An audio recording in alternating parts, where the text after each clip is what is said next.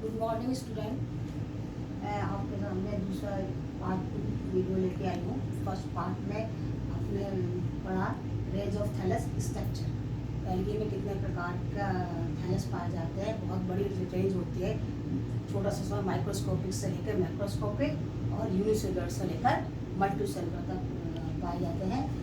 First video में जो part 1 में मैंने आपको डिस्कस कर दिया था कि यूनिसेलुलर में जितना ग्रुप है वो राइजोपोडियल, फ्लैजलेट, स्पाइरल एंड मोटाइल, और मल्टीसेलुलर में भी मैं जो कॉलोनी का प्रकार था उसमें आपके पूरा डिटेल समझा दिया था कि सिनोवियल क्या है, कन्वेलॉइड क्या है, डर्मोइड क्या है एंड राइजोपोडियल। तो ये पूरा डिटेल इतना थैलस का हमने पार्ट 1 वीडियो में आपको डिस्कस कर चुके हैं। आज हम इस पार्ट में लेके चलते हैं, डिस्कस करेंगे फिलामेंटस एल्गी के जो आगे थैलस स्ट्रक्चर हैं उनके बारे में बात करेंगे। तो जो कॉलोनी के बाद का जो स्ट्रक्चर है फिलामेंटस, साइफोनस एंड पैरेन्काइमल। तो सबसे पहले अपन लेके चलते हैं फिलामेंटस थैलस। तो जो फिलामेंटस थैलस हैं वो एल्गी का किस तरह से डेवलप हुआ। तो सिंगल सेल है, वो सिंगल सेल में डिवीजन स्टार्ट हुआ और डिवीजन स्टार्ट होने के बाद में जो ट्रांसफर सेक्शन से दूसरी सेल्स बनी वो डॉटर सेल्स बनी। वो डॉटर सेल्स इससे अलग नहीं हुई और फिर ट्रांसफर डिवीजन होके सेल्स बनती जा रही है, सेल्स बनती जा रही है आगे, और वो सेल्स एक ही तरफ एक ही साइड में सिस्टमेटिक वे में एक के ऊपर एक अरेंज होती जा रही है और इस तरह से एक फिलामेंट लंबे थ्रेड स्ट्रक्चर बनकर तैयार हो जा रहा है और ये स्ट्रक्चर जो बन जाएगा ये कहलाता है फिलामेंट। अब ये फिलामेंट तो बन गया।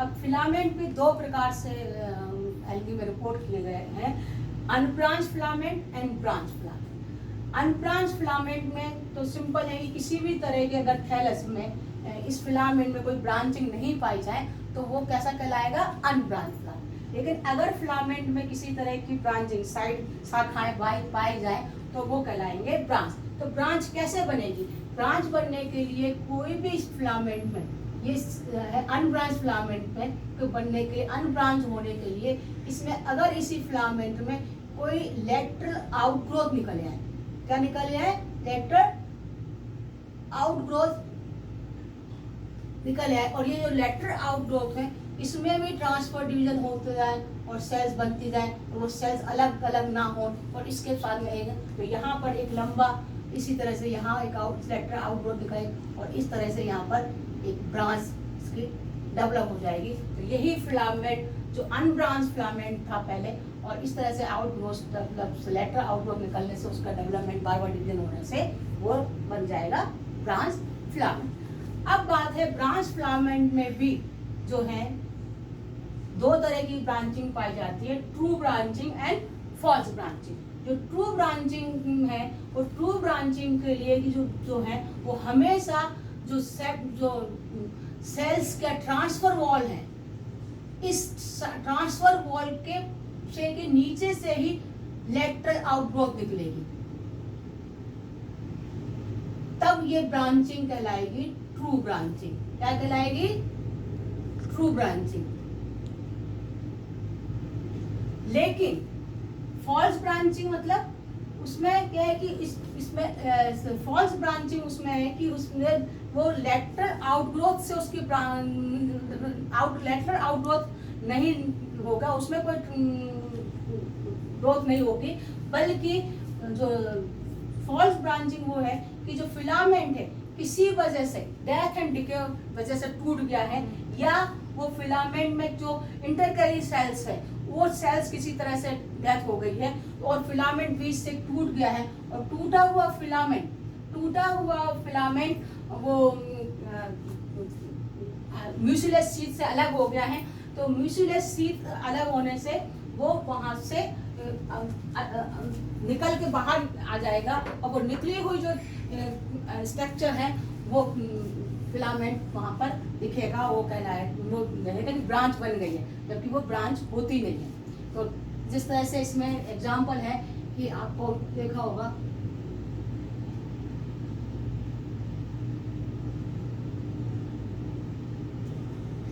तो ये बात अपन कर रहे थे, इसका एग्जांपल है साइटोनिमा। तो ये सिंपल सा है कि branch filament and unbranch filament. तो किस तरह से फिलामेंट में ब्रांचिंग हुई और कैसे अनब्रांच। तो एग्जाम्पल अगर हम लें कि ब्रांचिंग कैसे हुई, सिंगल सेल से मल्टी ब्रांच कैसे बना हुआ, ये तो आपने समझ लिया। अब अपन लेके चलते हैं अनब्रांच फिलामेंट। अनब्रांच फिलामेंट जो एल्गी में है वो एल्गी के कुछ ही ग्रुप में पाई जाती है, जैसे कि आप जो एल्गी के एक्वेटिक एल्गी के हैं और जो फ्लोटिंग, जो एल्गी फ्री फ्लोटिंग स्टेज में होती है या किसी सबस्ट्रेटा से अटैच होती है उसमें पाया जाता है, जैसे कि स्पाइरोगायरा।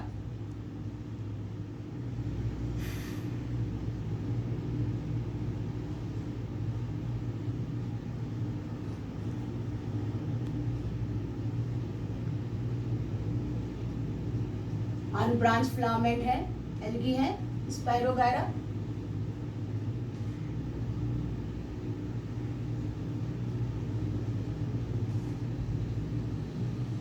स्पाइरोगायरा नाम इसका इसलिए पड़ा क्योंकि इसमें जो है फ्लोरो वो स्पाइरली होता है। दूसरा यूडोगोनियम, होल्ड फास्ट, एपिकल सेल ऊपर।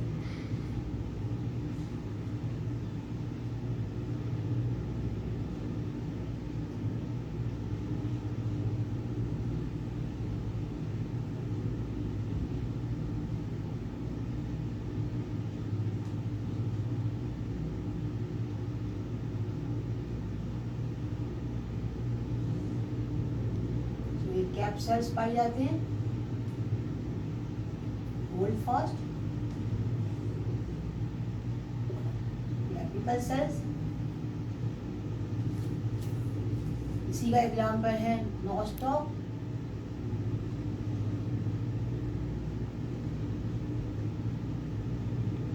हेटेरोसिस्ट।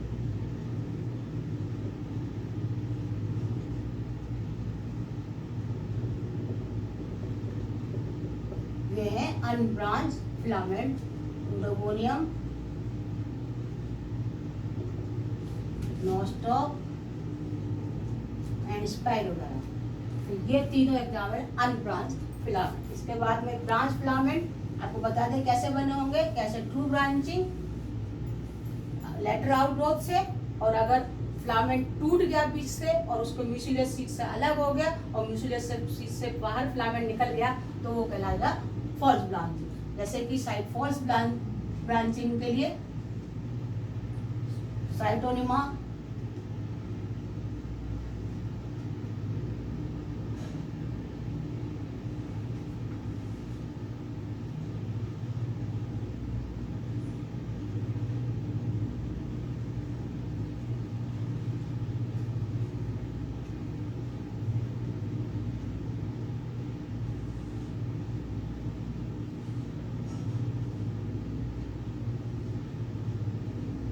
ये सीट है,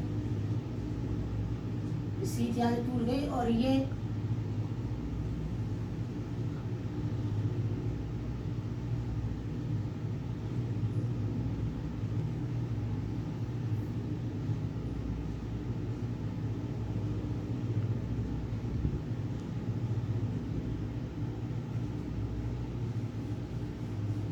तो यहाँ पर ये सीट अलग हो गई और ये दो फिलामेंट पड़े हुए आपस में। ये ब्रांचिंग ना होके बल्कि दो फिलामेंट अलग अलग फिलामेंट हैं, जो कि यहाँ पर जो इनके हेटेरोसिस्ट है उसकी वजह से यहाँ पर ये टूट गया है और इस सीट के अलग से बाहर निकल गया है, और इस तरह से ये फॉल्स ब्रांचिंग का एग्जाम्पल है। और इसका ये है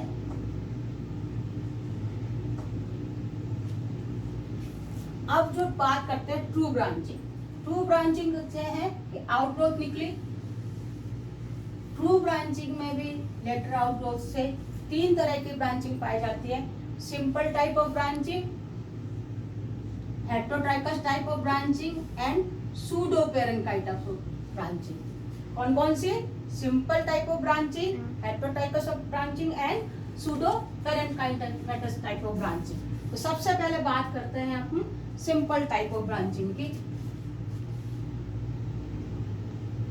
जो सिंपल टाइप ऑफ ब्रांचिंग है वो क्लेडोफोरा में रिपोर्ट किया है कि थैलस है, फिलामेंट है,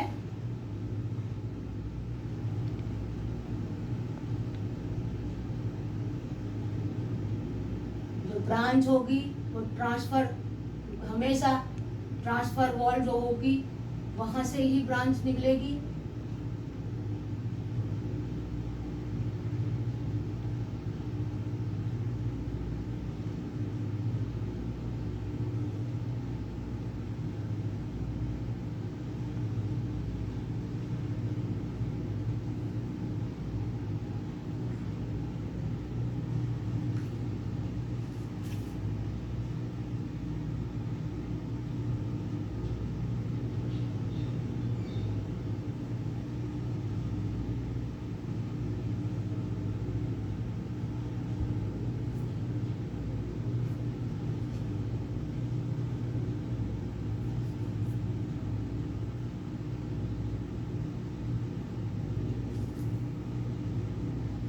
ये सिंपल टाइप ऑफ ब्रांचिंग, केवल जो लेटर आउटग्रोथ है सेप्टा के नीचे से आउटग्रोथ निकली लेटर और उसमें डिवीजन होते जा रहे ट्रांसफर और वो ब्रांच आगे साइड में बढ़ती जा रही। इसका बेस्ट एग्जांपल है क्लेडोफोरा।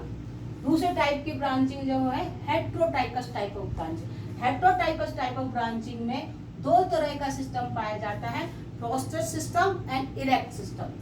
प्रोस्टेट सिस्टम मतलब इसमें जो ब्रांचिंग होगी, एक तो ऊपर की तरफ ब्रांचिंग हो रही है, डिवीजन होकर जो सेल्स ट्रांसफर होकर एक पर, और दूसरी साइड में प्रोस्टेट मतलब जमीन से लेटी हुई, प्रोस्टेट मतलब जमीन से लेटी हुई जमीन के साथ साथ, और इरेक्ट मतलब ऊपर की तरफ। तो इस तरह से है। तो अगर थैलस में ब्रांच होता है तो वो कहलाता है हेट्रो मतलब डिफरेंट, टू टाइप। हेट्रो मतलब अलग अलग तरह की ब्रांचिंग। तो दो तरह का सिस्टम, प्रोस्टेट सिस्टम और इरेक्ट सिस्टम, दो तरह का सिस्टम डेवलप होता है। इसका बेस्ट एग्जांपल जो है वो कोलियोकीट है। कोलियोकीट में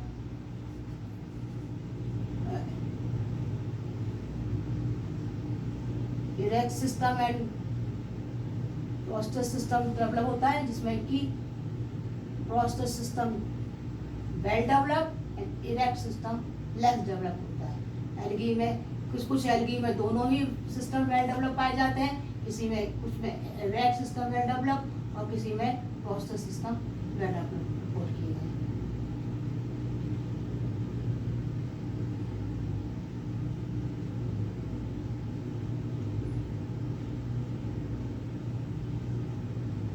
ये है जमीन के संग में जुड़ा हुआ हिस्सा।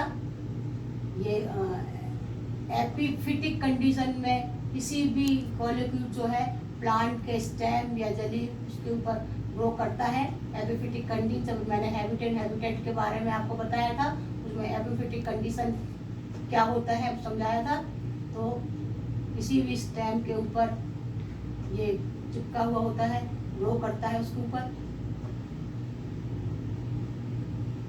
ये है इसका प्रोस्टेट सिस्टम ब्रांचिंग, और इसी में सीटा लगे हुए होते हैं, ऊपर की ओर इरेक्ट होते हैं, लगे हुए होते हैं erect system.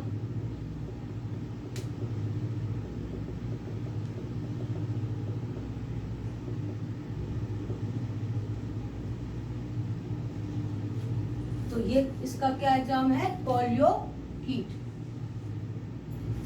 Prostrate system, prostate branching, जमीन से लगी हुई ब्रांचिंग, एंड इरेक्ट जो सीटा है वो इरेक्ट ब्रांचिंग। तो heterotrichous type of branching. Third number पे आपका आता है सूडोपेरेन्काइम। जो सूडोपेरेन्काइम टाइप ऑफ थैलस है, इसमें बहुत सारे फिलामेंट आपस में इस तरह से अरेंज हो जाते हैं, पास इकट्ठे होके, और एक पेरेन्काइमेटल स्ट्रक्चर जैसे लगता बना के लेते हैं। ऐसा लगता है कि कोई सेल्स, बहुत सारे टिश्यू, बहुत सारे स्ट्रक्चर कोई सामने एक जैसे ही पड़ी हुई है, और ये सूडोपेरेन्काइमा। क्योंकि पहले भी आपको बताया कि कोई पेरेन्काइमेटस कोई टिश्यू सिस्टम पाए नहीं, बहुत सारे फिलामेंट इकट्ठे हो जाते हैं और संयुक्त हो जाए, ज्वाइंट होके एक स्ट्रक्चर का निर्माण कर लेते हैं, और वो ब्रांचिंग बहुत सारी ब्रांच मिलके इस तरह से सूडोपोडेंट। इसमें भी दो तरह के होते हैं, uniaxial type of branching and multiaxial. Uniaxial type of branching में क्या है कि जो फिलामेंट है ये बहुत सारे फिलामेंट में अगर मिलके उसकी एक ही फिलामेंट की ब्रांच बहुत सारे फिलामेंट के मिलके में अगर एक ही फिलामेंट में की ब्रांच मिलके संयुक्त होके इकट्ठी होके एक्सल पे इकट्ठी हो जाए तो वो कहलाती है यूनिएक्सल। एक ही फिलामेंट की ब्रांचें इकट्ठे होके एक जगह इकट्ठी हो जाए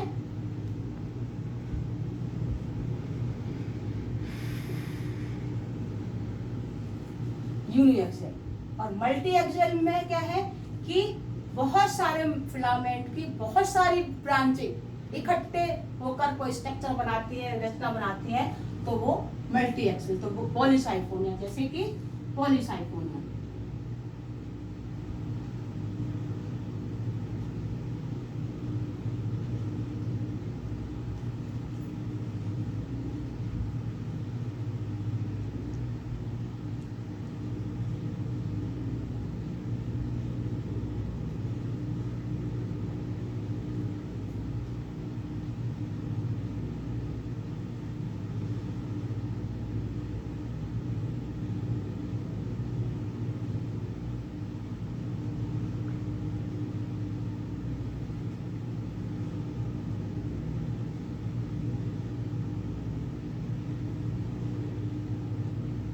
साइफर लाइक स्ट्रक्चर, बहुत सारे फिलामेंट इकट्ठे हो गए हैं और इस तरह से ये पॉलीसाइफोनिया।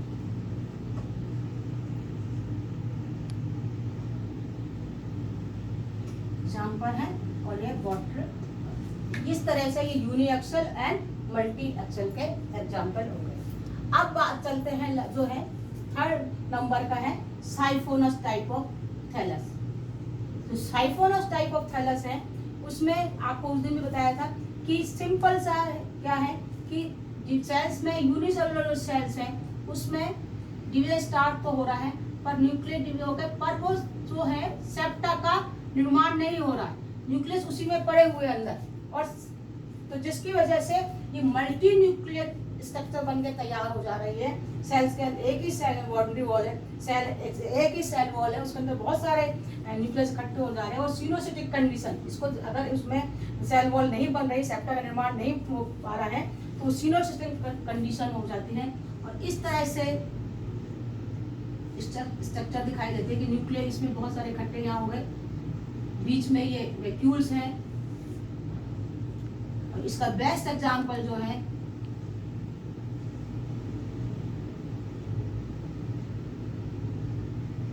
बाउचेरिया, बीच में vacuoles, multi nuclear structure side में लगे हुए।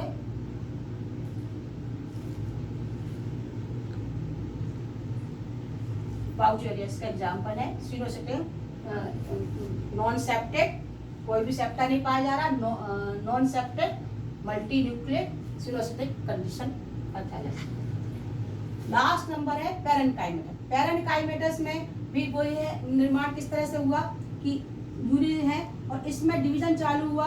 डिवीजन चालू होने के बाद में कई प्लेन में, इनरेगुलर प्लेन में सेप्टा का निर्माण होता गया और सेप्टा का निर्माण होने से एक कोई फोलियोज लाइक स्ट्रक्चर बनकर तैयार हो गई। वो फोलियोज बनकर स्ट्रक्चर बनकर तैयार होके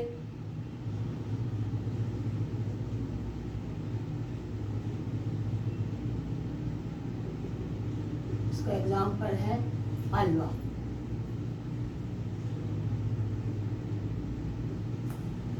ये पूरा का पूरा आपको किस तरह से एल्गी का डिफरेंट टाइप ऑफ रेंज और किस तरह से थैलस का सिंपल सा माइक्रोन 0.5 mm माइक्रोन से लेकर 100 to 180 मीटर तक लंबी और यूनिसेलुलर से लेकर मल्टी सेलुलर तक की एल्गी पाई जाती है। ये पूरा है वीडियो। Thank you. बस अगले वीडियो में